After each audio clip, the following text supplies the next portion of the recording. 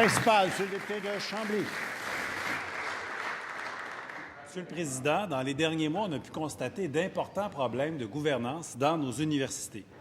À moins d'avis contraires, l'ex-rectrice de l'Université du Québec à Trois-Rivières va conserver, malgré sa contre-performance spectaculaire, son salaire de rectrice à vie.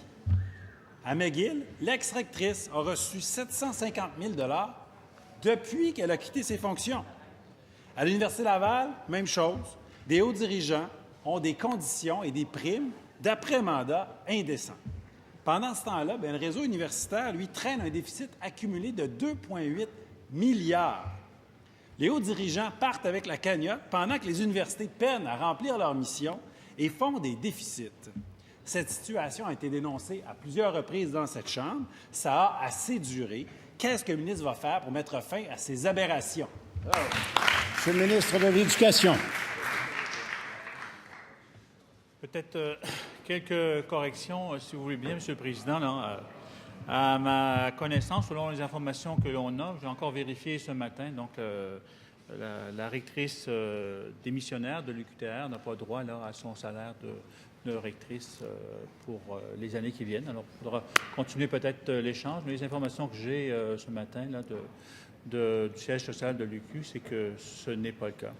Pour l'essentiel, maintenant, des préoccupations du collègue, là, je rappelle que nous nous sommes quand même donné une règle budgétaire pour contrôler non pas le passé, il faut bien comprendre, c'est une question de justice élémentaire, mais pour contrôler l'avenir. Cette règle budgétaire, qu'est-ce qu'elle prévoit? C'est que les cadres supérieurs du monde universitaire doivent présenter, avant de faire une demande à leur conseil d'administration, doivent présenter et obtenir du ministre de l'Éducation l'autorisation pour des changements là, à leur situation, à leur traitement, à leur rémunération globale. Et on entend bien continuer à faire respecter cette règle budgétaire. Dernière complémentaire, M. le député de Chambly. Monsieur le Président, manifestement, la règle budgétaire dont parle le ministre, elle n'est pas suivie.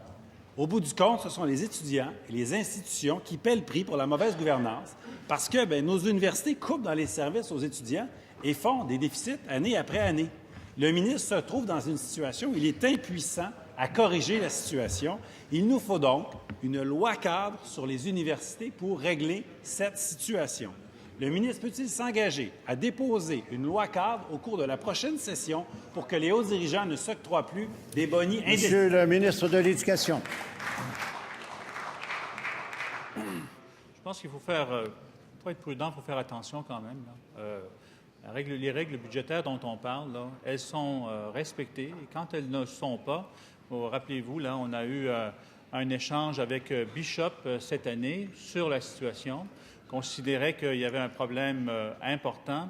Les gens de l'Université Bishop ont compris la situation. J'ai parlé au conseil d'administration, au président du conseil d'administration, j'ai parlé aussi au recteur. Ils ont compris la situation, ils sont revenus en arrière. Je pense que c'est très bien. C'est ce qu'on demande à l'ensemble des universités. Pour l'essentiel, cette règle-là, me semble-t-il, elle est respectée. Il y a un petit contentieux, vous le savez bien, avec l'Université Laval. J'ai répété que, bien sûr, les contribuables ne payeront pas pour ça et on attend encore.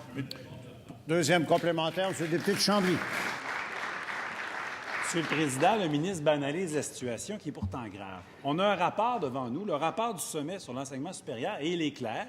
Il propose d'établir une loi cadre sur la gouvernance des universités.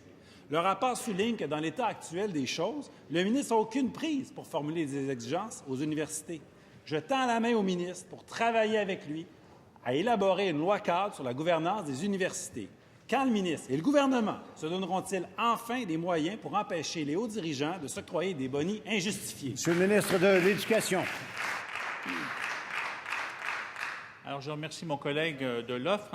J'apprécie toujours quand il me fait des offres pour travailler ensemble. Écoutez, contrairement à lui, je ne crois pas qu'il y a une crise de gouvernance dans le monde universitaire. Il y a effectivement un certain nombre d'enjeux. On ne peut pas revenir sur le passé. C'est pour ça que je fais bien sûr mention là, de ce qu'on a vu dans les journaux par rapport à McGill. On ne peut pas revenir sur le passé, mais on peut contrôler l'avenir. Je pense qu'on a une bonne règle budgétaire qui, pour l'essentiel, est respectée. Il faut le dire, là, pour l'essentiel, est respectée par les universités. Il y a un écart en ce moment, on essaye de le corriger.